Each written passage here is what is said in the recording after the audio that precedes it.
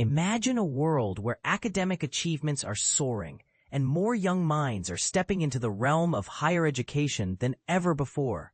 This is precisely what we're witnessing with the latest A-level results, which have once again seen a surge in top grades and a record number of students securing university places. But here's where it gets controversial. These achievements come at a time when regional disparities in educational success are becoming more pronounced than ever. On Thursday morning, hundreds of thousands of students across England, Wales, and Northern Ireland eagerly awaited their A-level results, hoping to find out their future paths.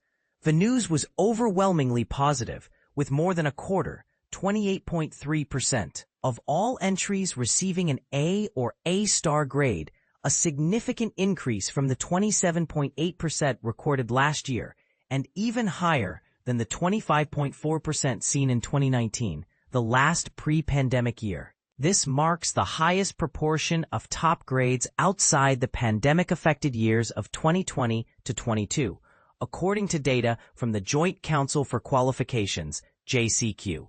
The University and Colleges Admissions Service, UCAS, reported that 255,130 applicants, or 4.7% more than last year, have been accepted into university or college courses.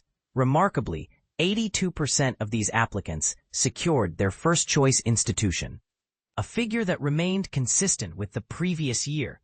Interestingly, the proportion of A-star grades also saw a slight rise, increasing by 0.1 percentage points to 9.4%, compared to 7.7% in 2019. However, this success story is not evenly distributed. The gap between London and Northeast England in terms of top grades has widened to 9.2 percentage points, up from 7.4 points last year, marking the largest disparity since the grading system was introduced in 2010. For the first time in 7 years, boys have outperformed girls in terms of top grades. Specifically, 28.4% of boys' A-level entries achieved an A-star or A, compared to 28.2% of girls' entries. This shift raises questions about the factors influencing gender performance in education. The overall pass rate, defined as the proportion of entries graded A-star to E, has climbed to 97.5%, up from 97.2% last year and 97.6% in 2019. This improvement is attributed to a more focused and academically capable cohort of students taking the exams this year, according to Sir Ian Bauckham, Chief Regulator of Ofqual. In England, 11,909 students received their T-level results, with 91.4% achieving at least a pass.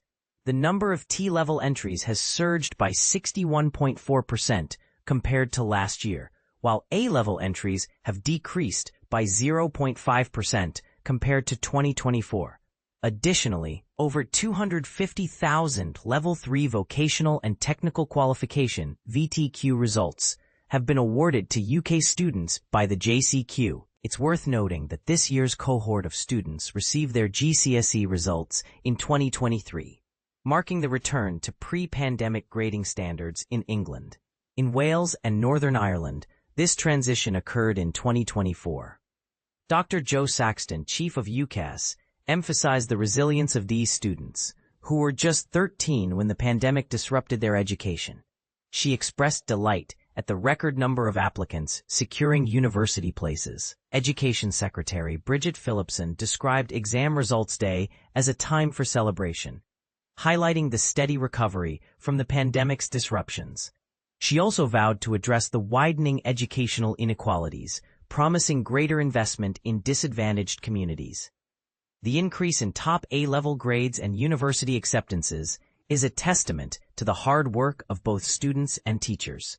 However, the regional disparities and socioeconomic factors contributing to these differences remain significant challenges.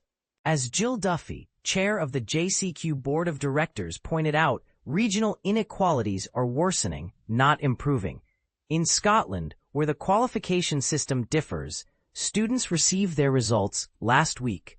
The Scottish Qualifications Authority reported that 78.4% of those sitting National 5 exams passed with grades A to C, up from 77.2% last year. For hires, 75.9% passed with top bands, up from 74.9% last year. And for advanced hires, 76.7% of students achieved A to C grades, up from 75.3% last year. As we reflect on these results, it's clear that while there are many reasons to celebrate, there is still much work to be done to ensure that every student has an equal opportunity to succeed. What do you think? How can we address these regional and socioeconomic disparities in education? Share your thoughts in the comments below.